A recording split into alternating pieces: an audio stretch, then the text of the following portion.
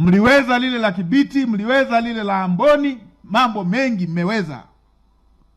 Na najua hata ya sasa, ndio maana yule aliyekuwa anaingia na mabomu mlimpata mpakani pale.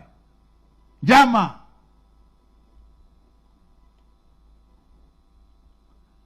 Ndio, kuweni macho kuhakikisha michezo ya aina hiyo, lakini kuweni macho kuhakikisha usalama wa raia wetu.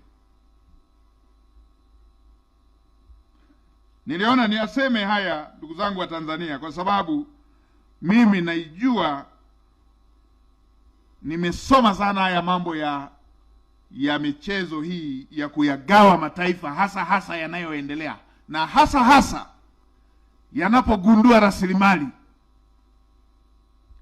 Hivi tunavyoongea sasa hivi, Tanzania ni nchi ya 9 duniani kwa kuwa na madini mengi ya uranium, critical minerals. Ni namba 9 dunia nzima na ni ya kwanza kwa Afrika.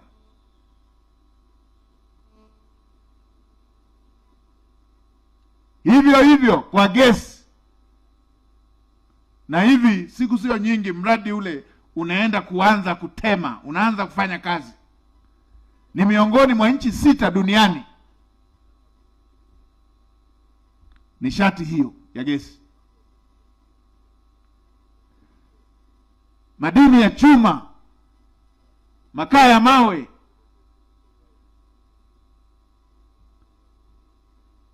achilia mbali maeneo mengine. Na yeyote anaye yatamani kwa nia mbaya, anajua rasilimali ya Tanzania huwezi kuigusa kama Watanzania wameungana. Pa kuanzia kugusa, wagawanye kwanza.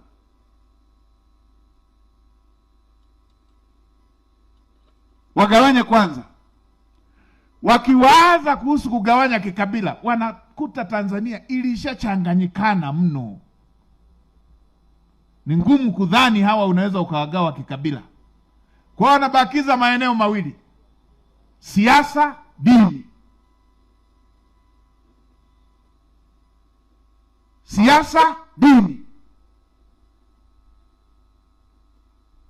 Ndio hizo chokochoko sasa utaanza kuziona hapo, unaanza kuziona hata walio Wakristo wote.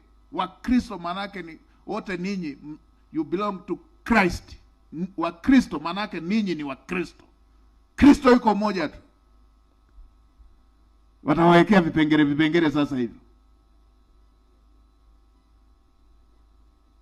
Wanaangalia dini, wakijua hapa tunaweza kuwapata.